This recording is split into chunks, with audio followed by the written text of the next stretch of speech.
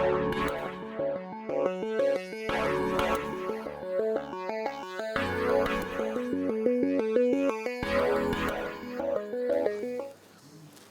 evening, everybody.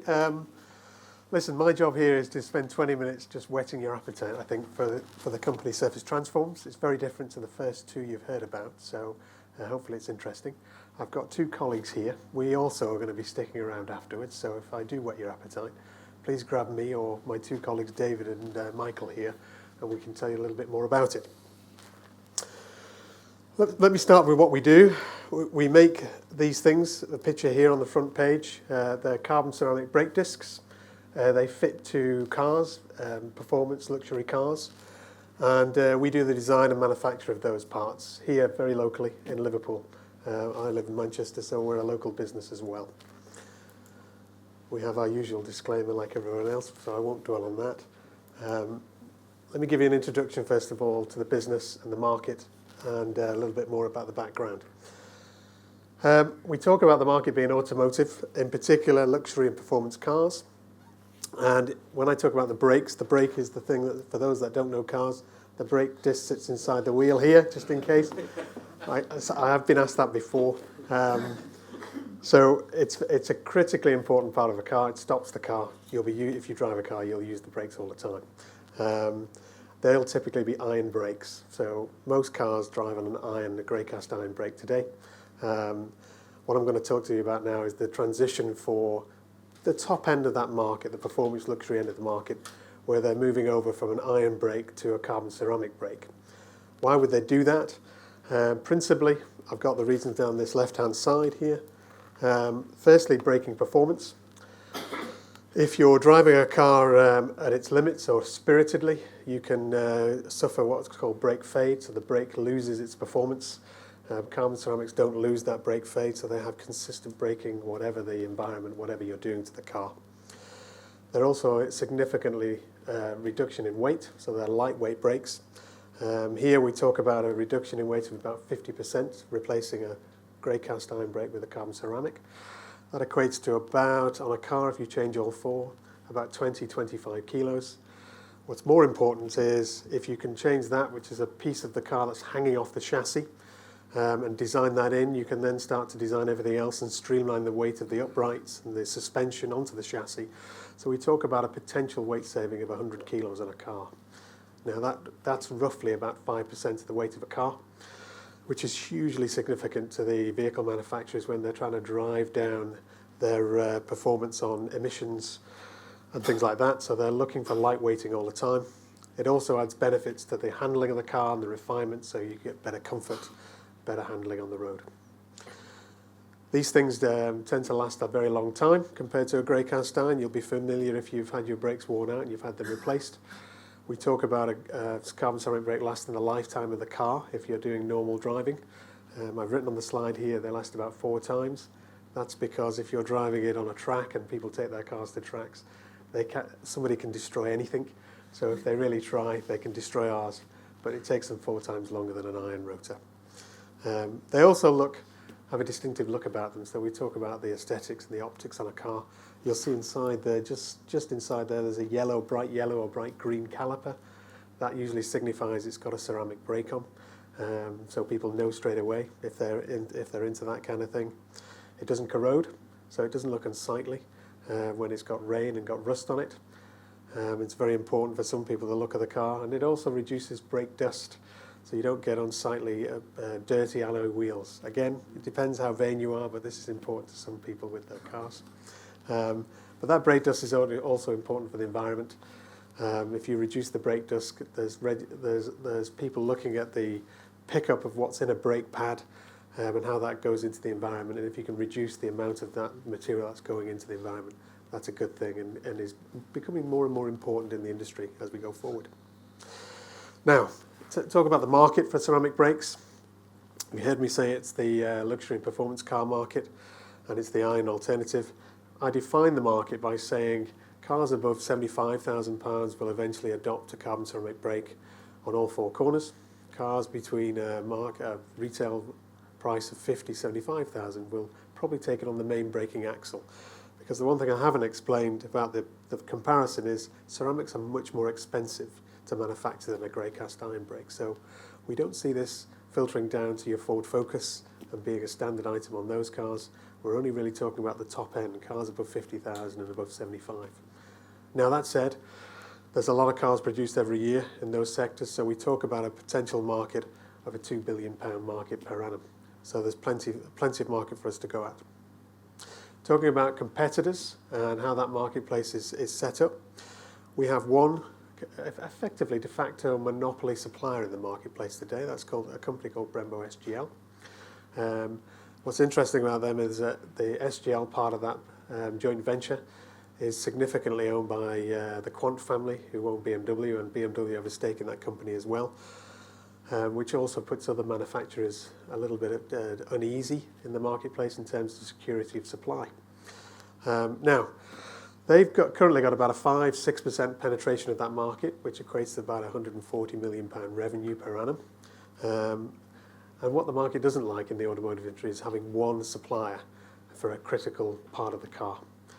So the market pull is really to bring through a competitor and bring through an alternative supply. And that's where Surface Transform fits in. If you look around the world and look at how to make a carbon ceramic brake and the technology required and the understanding, there are very few people. In fact, from my understanding, and I spend a lot of time looking at this, there's really only Surface Transforms that's a credible alternative to the incumbent today. And that's not just me saying that. Our customers have told us that as well. They've come and seen us and said, we've looked around the world and you're the guys we want to bring on. So talking about those customers, we talk about an addressable market of more than £50 million per annum that they're talking to us about right now. And really it's about us delivering against their requirements. And I'll talk a bit about where we are with that on the next slide. And we have offices, as I say, in the UK, in Liverpool. And our key markets really are Europe. Most of the performance luxury cars are made in Europe. There's a little bit in the US. So we have an office in Germany to support the German manufacturers as well. Right, in terms of our strategy, as I say, we're really about the design, the development and the manufacture of carbon ceramic brake discs. We spent quite a bit of time doing the development. We've been around for, well, certainly my time, 14, 15 years. And the reason it takes so long to develop these parts is because it's not easy. There's a lot of technology, a lot of know-how that goes into making these kind of parts, and they're also safety critical. And if the automotive industry is anything, it's very risk averse, so it needs to be sure it's getting the right product for the car and the supply is there and everything else about the company. Our positioning, as I said, is for the luxury car market. Our customers are the mainstream OEMs and their market is over 50 million. Now, interestingly, our product, now it's developed and in the marketplace, we talk about it being superior to our competitor Brembo SGL. It's stronger, lasts longer, can manage heat, which is a critical component on a brake, better. And not only is it better in terms of its product, but we can be competitive on price. And that price competitiveness isn't scale related. So obviously we're a lot smaller than Brembo are today, Brembo SGL at 140 million. But the scaling of our competitiveness is not affected by our processes to make the parts. It's very important, the last three, in terms of being able to supply. So our customers always look for our quality certifications. They want to know that we are certified to the right standards, and we are for the automotive industry. And then they start to look at capacity and supply. We're a completely vertically integrated supply in terms of manufacture. We buy in a raw material, which is a fibre, a cloth, and we transform that cloth, which is a little bit like a suit cloth, into one of the hardest things on earth, which is an indestructible brake disc. And in terms of capacity, we've been building capacity in our new facility over the last couple of years. We now talk about having an approximate capacity of 16.5 million, which is being phased in this year and next year.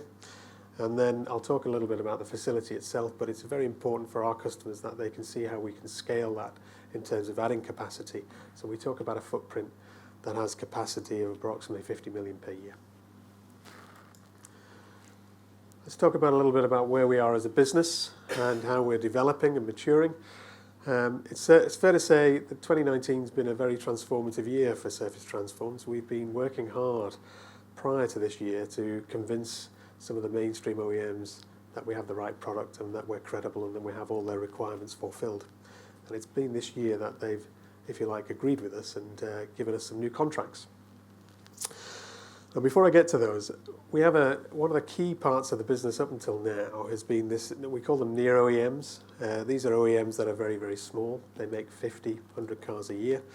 And the retrofit market. So we have customers who want to take off their existing product and recognise that our product is superior and put on our product as a retrofit upgrade. Now we do that. We've been doing that for years, and principally it's been the way we've convinced the mainstream customers that our product is the right product for them, and also field testing it. So we've spent 10 years selling product into the near OEMs and retrofit market, and it's done the job. It's given us all the information. We've got millions of miles on the road. We've got a very, very well-tested product by our customers. But not only that, it generates some revenue for us and some cash. So we talk about our contracted pipeline, and the first part we put on there is about 1.5 million per year from existing business with our near OEM customers and retrofit. Now we announced a contract with Aston Martin for their hypercar, the Valkyrie, and that's worth about 1.5 million per year. That goes into production at the end of this year, and there's a ramp of series production through 2020. So that's why we talk about the development revenue starting in 2020. We've seen some of that come through this year. And then we go into series production with revenue for manufacturing of parts through 2020. And we've got 1.5 million of revenue for that. That series finishes in 2021. I'll talk about these as recurring contracts in terms of recurring revenues year on year. Valkyrie is slightly different. It's a special. It's a hypercar. They do one every few years rather than doing recurring series production every year. Now that's where we get into the series production for OEM 6. Our customers are very sensitive about using their names. Aston Martin Valkyrie is out there in the public domain, so we can name them. But most of our customers don't want their names named, more for commercial reasons so that their competitors don't know what they're doing. But we have OEM 6. Now they selected us this year for a new model of car. So we've gone through selection this year. And I should explain the way the adoption and the revenues are generated when you go with a mainstream OEM. Revenues for series production typically start 2 or 3 years from selection. Now, the contract is awarded 3 years before, if you like, and there's a lot of work that goes in with the OEM and the Tier 1 supplier to agree what's going to go on that car 3 years before it goes into production. And why that happens is because at that point they're locking down what that car will look like in 3 years' time. They need 2 to 3 years after that to do all the system integration and get the car ready in terms of all the components coming on that car. So in terms of our revenue stream, we have quite a long view. We get to know we've been awarded the contract 2 to 3 years before the series revenue. We do receive development revenue during that period, but then we get recurring revenue typically for 5 to 9 years. In this case, I think this is a 4-year program. So I talk about revenue starting in 2020 for the development, and then in series production at the end of 21, start of 2022. And that's a recurring revenue of 1.8 million for about 3 to 4 years. I think we announced that in June, July this year, and then shortly after that, with a very large German OEM called for us OEM 5, we also announced a new deal with them. Again, similar time of 2019, about a month later. And again, we'll see the revenue in terms of development start in 2020, 2021. And again, that goes into series at the end of 2021. Now that's a longer series. That's an interesting car because it's in that segment we talk about at the 50 to 75,000 retail price. So it's going on the main braking axle. And that recurring revenue of 1.8 takes us out to at least 2026. And then I think it starts to taper off towards 2029. Last one on here is a company called Koenigsegg. They're a sort of near OEM, but they're a little bit more credible than most near OEMs. And we announced a new deal with them where we started the development this year for their new car called the Jesco. And that goes into series in 2020, and that's a recurring revenue for us for about 3 years of just over actually 0.3 million per annum. And I think not so long ago we announced a new deal with OEM 1. This is a special for now, but it's if you like what we'd like to think it is. It's the start of a flourishing relationship with OEM 1. Then they gave us a contract for a sports car worth about 0.4 million this year. We'd like to think the relationship is just starting, so we'd like to talk about more in the future. But when we add all these together, what I'm trying to explain with each customer is that when you add all those together, the revenues come to about just shy of 6 million. Now our profitability as a business comes at 5 million. So we talk about in 2020, we start to reach cash break even with our contracts. 2021, we become cash generative. And then in 2022, we become profitable. And that's just with the contracts we've announced. As I say, I'll remind you that we've got an addressable market of 50 million here. Now our policy in terms of a business has always been to talk about what we'd like to happen in terms of new contracts. Now that we've announced these contracts as our roadmap and they're in place, we're now talking about saying we'll only talk about new business when we've got those contracts. So we can see our way to profitability and cash generation with current contracts, and we think there's a healthy market for us to go at. We have the capacity already in place, and that's really the job of the business, to deliver on these and to win more new business going forward. Now, talking about those potential demands from our customers, I've put something up here that sort of gives you an idea of what our customers talk about in terms of demand. OEM5 talks about 20,000 discs per annum as a need for carbon ceramic brakes. OEM6 is about 10,000, OEM1 is about 15,000. I haven't talked about OEM3 before. We haven't got a contract with OEM3, which is our code for a group of companies. So that covers an OEM2, 3 and 4 for us, with the main companies there being German. They're a very big player. Their demand is well over 100,000. And obviously we'd like to win business with them, and we are doing work with them. And how do we convert that work into a contract, and what are the selection criteria that they are looking to fulfill? Well, the good news with OEM 1, 5 and 6 is that we've already done so. We've already won contracts with those guys. So we use this phrase, which we've stolen from some of the OEMs, that we're in their parts bin. What they like to be able to do for their next models is go to their existing parts bin and select from that, rather than having to go out and find new companies with new parts. So we're already available for selection with OEM 3, 5 and 6 in terms of product. Interestingly, we know we're competitive on price, so that pricing is well understood by our customers. It's actually in some cases been well defined in terms of pricing matrix for future volumes and future models. And it's really all about then demonstrating we have the capacity, which we can already do. The key thing I've put on there is what they're looking for now is us to be a good supplier. We're a good supplier in terms of supply performance. We'll get new business and follow-on business on those models. I've separated out OEM3 here because there's something we need to do in terms of product there that's unique to them. There's an environmental test. We've been working on it for some time.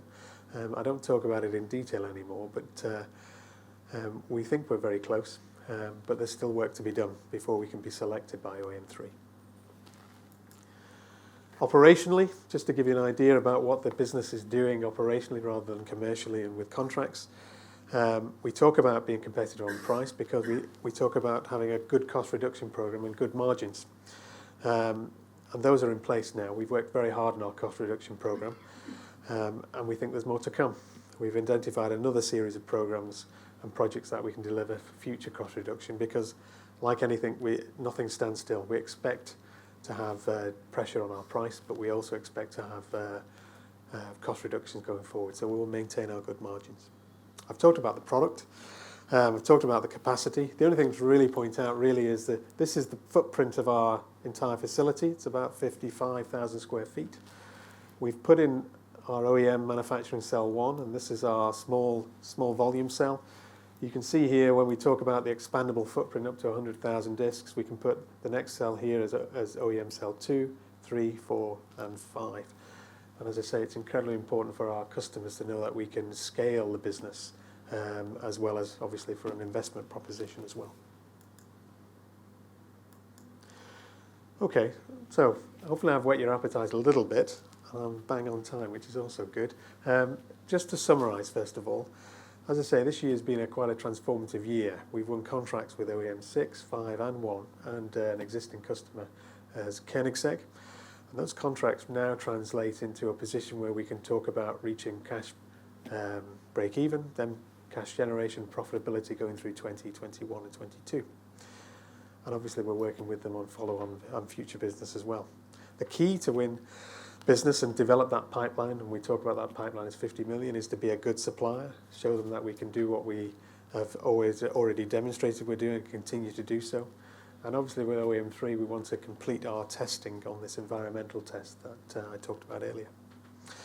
The business itself has good margins. They're well understood in terms of our pricing, and we expect to maintain those, and we've got some very good plans and exciting plans for cost reduction in the future.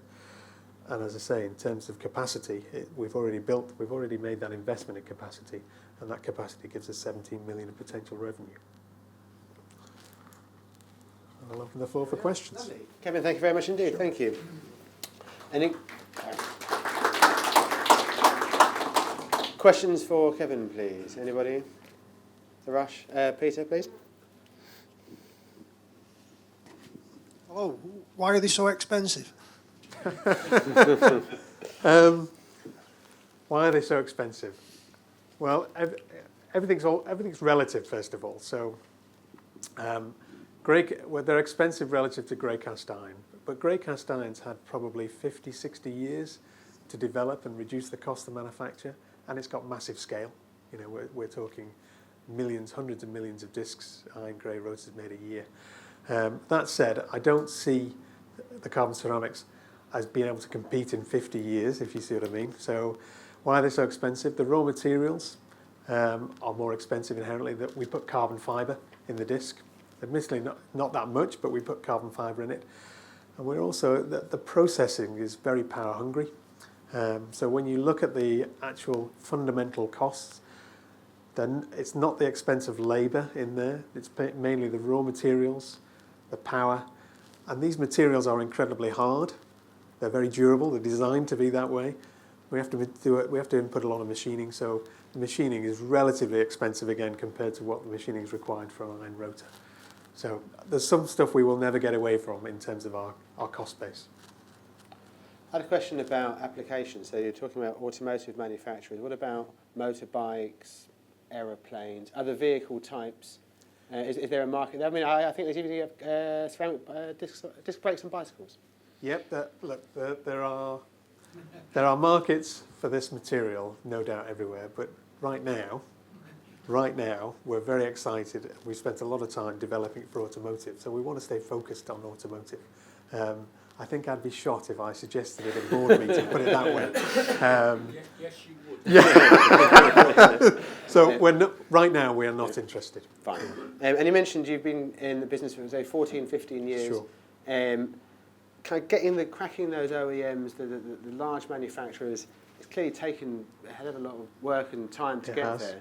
And was there one critical thing, or is it relationships? How did you first break into getting those first contracts? Is there one critical thing? Unfortunately not. It's just sheer hard work. And what the OEMs are very good at is telling you what they want, their requirements.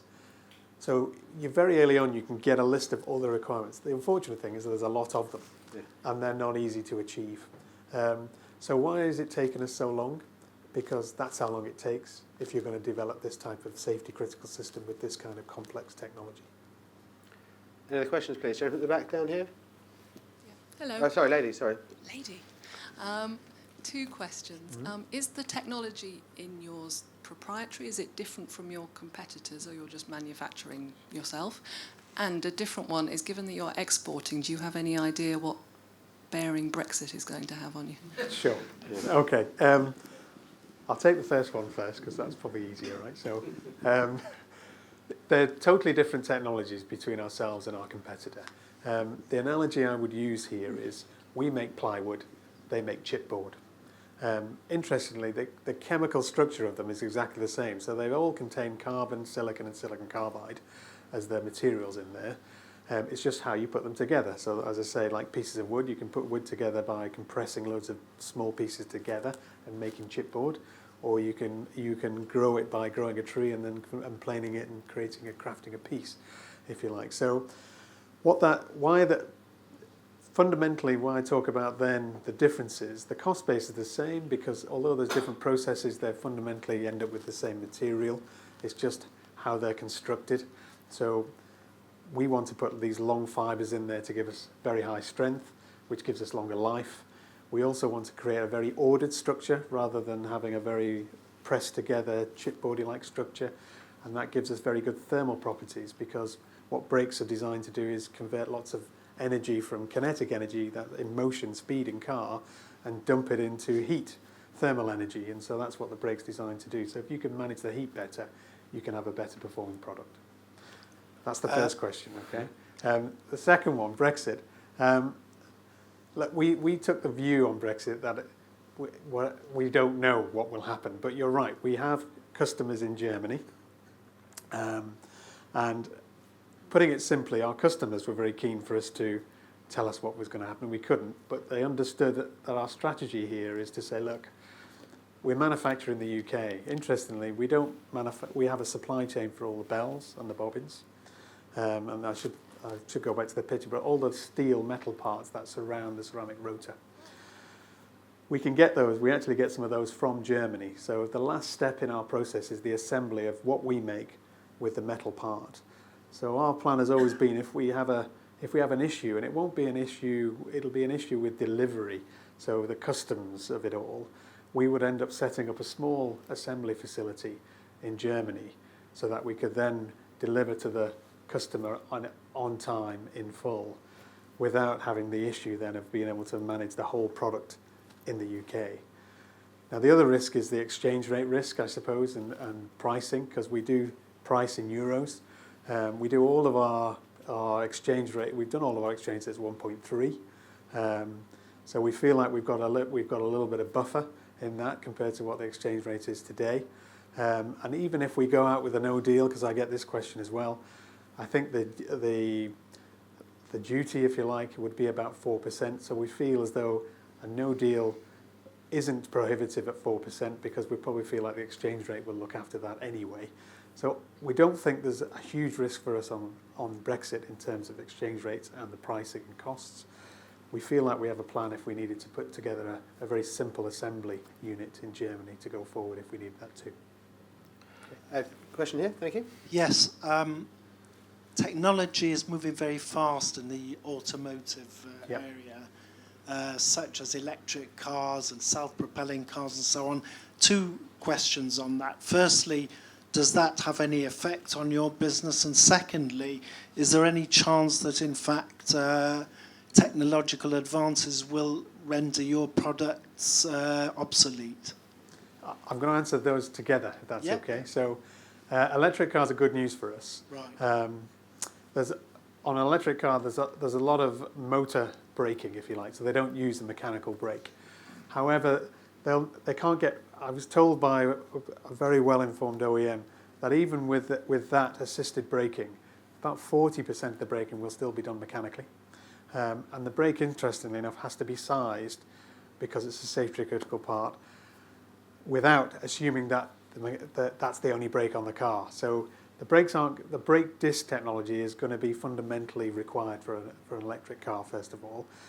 What's interesting for us is electric cars don't want to carry around lots of parasitic weight, if you like, and brakes would be one of those if they're not using them that often. So there is even more of a desire to look for range on electric cars and get rid of weight. So light weighting for electric is massive.